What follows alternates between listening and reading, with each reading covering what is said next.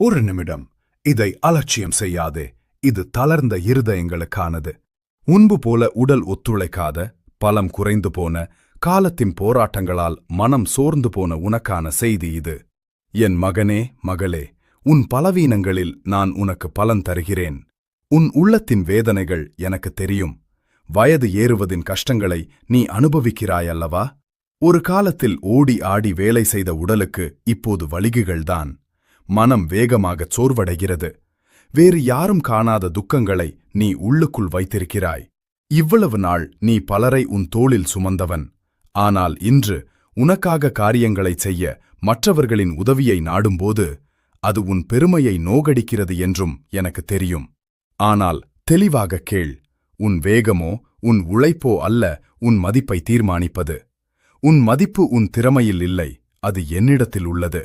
என் கிருபை உனக்கு போதும்.